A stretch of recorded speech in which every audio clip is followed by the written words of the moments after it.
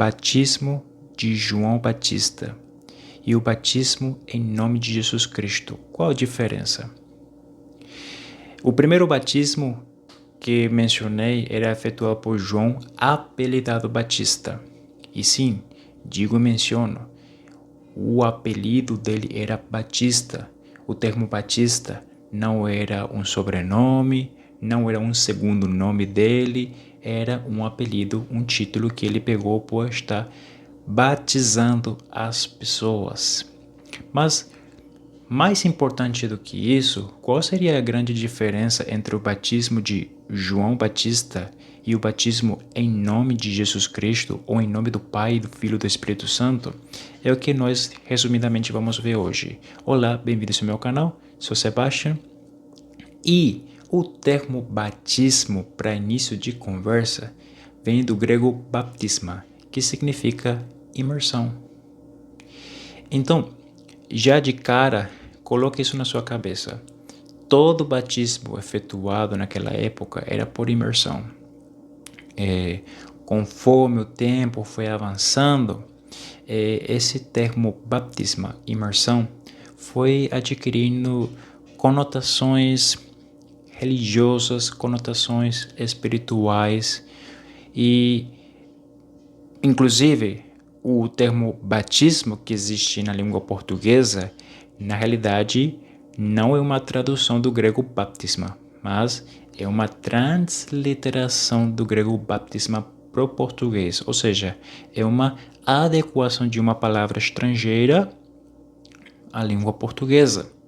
Então, se fôssemos traduzir o termo baptisma, estaríamos traduzindo na realidade como imersão. Por isso que na Igreja de Cristo, nós efetuamos o batismo por imersão, por esse sentido.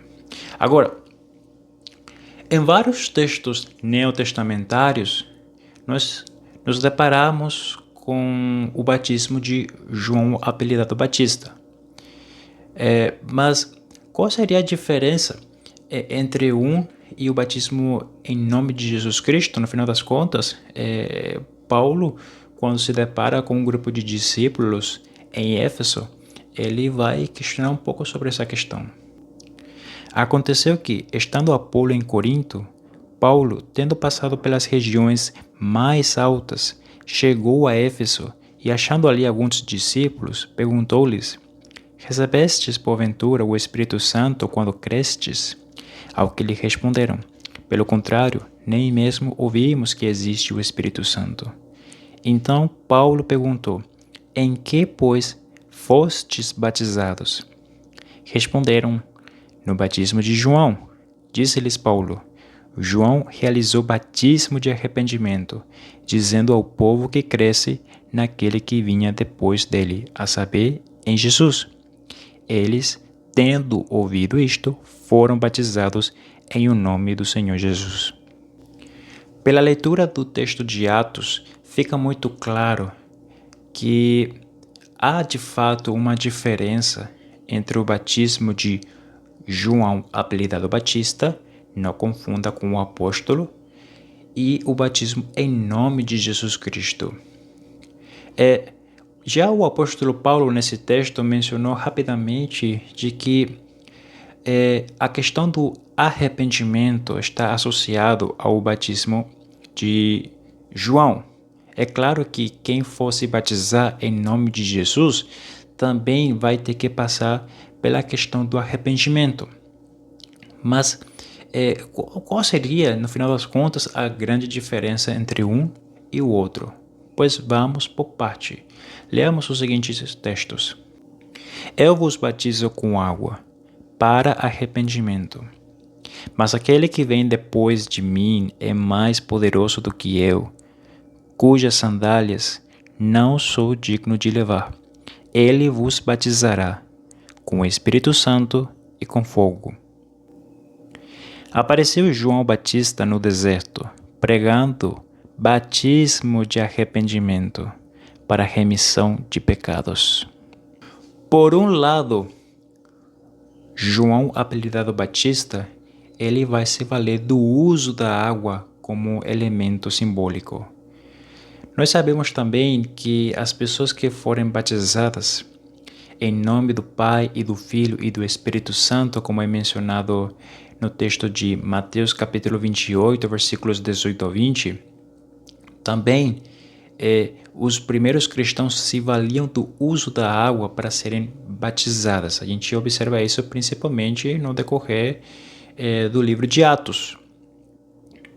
Agora, a grande diferença entre um e o outro é que o batismo em nome de Jesus Cristo, as pessoas são batizadas com o Espírito Santo ou no Espírito Santo, que também poderia ser uma tradução bastante plausível. Mas nunca a gente recebe batismo do Espírito Santo. A questão é muito simples. Se fôssemos indagar os textos do livro de Atos, por exemplo, no texto em grego, a gente vai observar que o batismo do Espírito Santo, como se o Espírito Santo fosse o agente batizador, não existe. O que nós temos é o batismo com o Espírito Santo ou o batismo no Espírito Santo, mas não o batismo do Espírito Santo. A gente não vai encontrar o batismo do Espírito Santo no texto em grego, simplesmente não vamos achar isso. Agora, foi mencionado na leitura desses textos de que o batismo de João Batista visava o arrependimento. Tinha como objetivo o arrependimento, enquanto que o batismo em nome de Jesus Cristo é parte do processo para a salvação da nossa alma. E não necessariamente o objetivo final. Agora, devemos entender que quando nós falamos do arrependimento, em termos bíblicos, quando nós observamos ao longo das Sagradas Escrituras, o arrependimento bíblico basicamente se resume em 3 critérios. O arrependimento bíblico basicamente é o reconhecimento racional de que você pecou, de que você errou. Também tem como critério o reconhecimento emocional dos teus pecados, ou seja, você sente um pesar, se lamenta pelo que você fez. E finalmente, o arrependimento bíblico seria fazer o oposto do pecado. Olha, a vontade de Deus é boa, agradável e perfeita. O oposto disso é pecado. O pecado transforma aquilo que é bom em ruim, aquilo que é agradável em desagradável e aquilo que é perfeito em coisa imperfeita. Então, fazer o oposto do pecado basicamente seria deixar de pecar, por um lado, claro, não dar mais continuidade ao pecado que você praticava e começar a fazer o oposto do pecado, que seria efetuar a vontade de Deus na tua própria vida.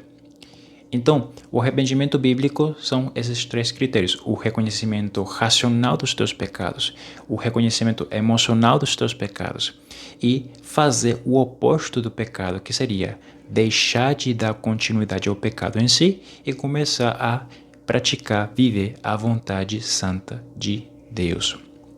Então, o arrependimento de João tinha como objetivo essa transformação da pessoa. Agora, observe que isso é muito importante. A maioria das pessoas, eu acho que a maioria de fato, considera de que durante o período do ministério de Jesus, muitas pessoas catalogam esses anos como o período de transição entre as alianças ou entre os testamentos, né? É como se fosse uma espécie de período intertestamentário, né? É um período de transição entre o Antigo e Novo Testamento. E, de fato, em certo aspecto, sim, realmente um período de transição. Em certo aspecto, sim. Mas, por outro lado, em um sentido mais literal, não. Então, por um lado, sim, porque Jesus estava preparando seus apóstolos, futuros apóstolos, seus discípulos, os judeus, para entrar na nova aliança. Então, por esse lado, sim, podemos considerar que era um período de transição, mas por outro lado, literalmente falando, tanto Jesus quanto todos os judeus daquela época, antes da crucificação de Jesus, todo mundo estava ali sob a antiga aliança, Antigo Testamento, ou sendo mais específico, sob a aliança sinaítica que foi feita no Monte Sinai através de Moisés como profeta. Então, é por isso que textos como Mateus 5,17, Jesus vai mencionar que ele não veio para revogar a lei e os profetas, ele veio para cumprir. E em relação aos ensinos de Jesus, muita gente acha que ele foi repreendendo os judeus pela prática das leis veterotestamentárias. Muita gente acha que Jesus foi mudando a lei de Moisés, que na realidade é a lei de Deus, né? Mas na verdade, o que acontecia era o seguinte, de forma bem resumida. Jesus veio para cumprir a lei e os profetas. Isso já foi mencionado em Mateus 5,17. Mas o que Jesus fazia durante o seu ministério, além de pregar a respeito do reino dos céus, o reino de Deus, é que ele, por um lado, ele corrigia a má interpretação que os judeus tinham a respeito da palavra de Deus no Antigo Testamento, na Bíblia hebraica. Ele corrigia as más interpretações a respeito da lei de Moisés, etc. E por outro lado, Jesus criticava severamente quando os mestres colocavam coisas na palavra de Deus quando Deus nunca mencionava algo do tipo. Ou seja, as famosas tradições, né? Quando Jesus critica as famosas tradições, na realidade, para o nosso entendimento, ele estava criticando aquelas coisas que os judeus acrescentavam à palavra de Deus e, querendo ou não, em algum momento, de alguma forma, acabavam influenciando ou, como poderia dizer, acabavam atrapalhando a própria palavra de Deus, por assim dizer. Né? Então, Jesus fazia isso. Ele não veio para substituir a lei ou os profetas ou algo do tipo. Ele veio, por um lado, para falar sobre o reino de Deus, sobre a salvação, mas também ele aproveitou esses momentos para corrigir a má interpretação que os judeus tinham sobre a lei veterotestamentária e também para criticar os acréscimos que os judeus faziam em relação à palavra de Deus no Antigo Testamento. Agora, voltando ao assunto do batismo, acabei de explicar que João estava pregando a respeito desse batismo, tendo como objetivo o arrependimento. E, por outro lado, como temos lido no texto em Marcos, esse batismo também visava a remissão dos pecados. Olha, essa palavra remissão deriva-se do verbo redimir.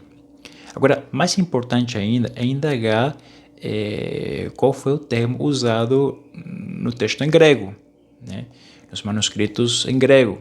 E a palavra que você vai encontrar ali é o termo áfesis. Áfesis, basicamente, no nosso linguajar, indica a ideia de liberar alguém de alguma obrigação, de alguma coisa que essa pessoa está devendo, até inclusive liberar alguém do cativeiro, né?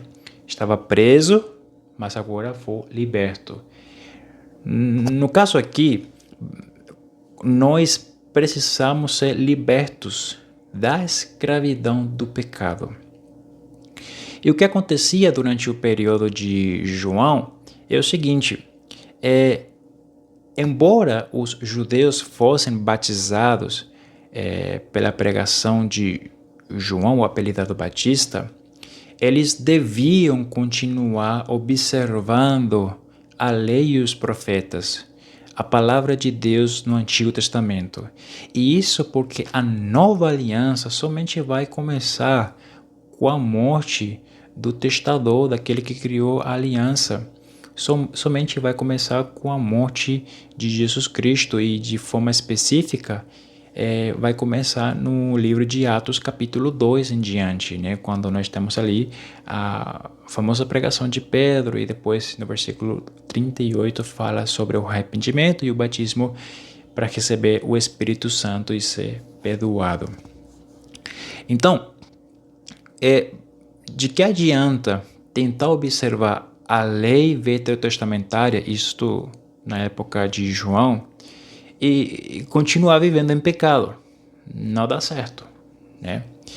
Deus é agrado quando nós observamos a sua palavra, mas Ele quer que a gente observe a sua palavra de forma santa, de forma genuína, de forma sincera e humilde, de forma sujeita a Ele.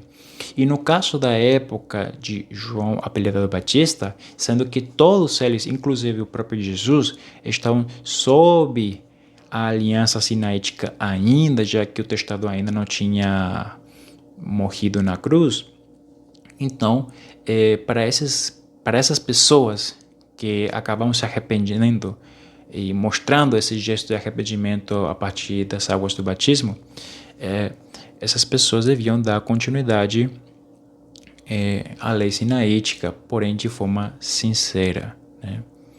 Ter uma vida santa e não uma vida dupla, uma vida de hipocrisia, né? Agora, temos também outro texto bastante interessante em relação a esse assunto. Naqueles dias apareceu João Batista pregando no deserto da Judeia e dizia: arrependei-vos, porque está próximo o reino dos céus. Essa frase, do motivo pelo qual os judeus deviam viver uma vida de arrependimento, porque o reino dos céus ou o reino de Deus estava próximo, é bastante relevante para o nosso entendimento a respeito do batismo dele. Porque, pense bem, se o rei chegar e você não tiver uma vida arrependida, como é que você vai se sujeitar ao seu rei? Como é que você vai estar apresentável ao seu rei?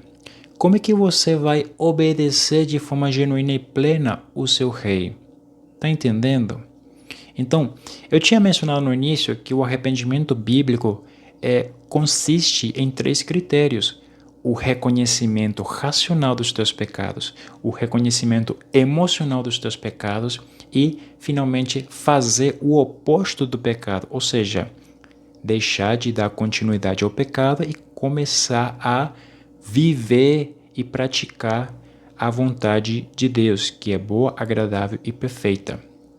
Então, se a pessoa não tiver essa disposição, essa série de atitudes, como é que essa pessoa vai se tornar um súdito do reino, um súdito do Rei Deus? Está entendendo? Então, era um critério totalmente necessário, já que o reino de Deus estava próximo. Então, quando eu tinha mencionado também lá no início, que por um lado, durante o período do ministério de Jesus, é considerado um período de transição entre a antiga aliança e nova aliança, é no sentido de que os judeus, pelo menos a parte crente em relação a Jesus como Messias, como Senhor, como Salvador, estavam internamente se preparando, se prontificando para esse dia chegar. O reino de Deus, que de fato chega de forma oficial no texto de Atos capítulo 2, né?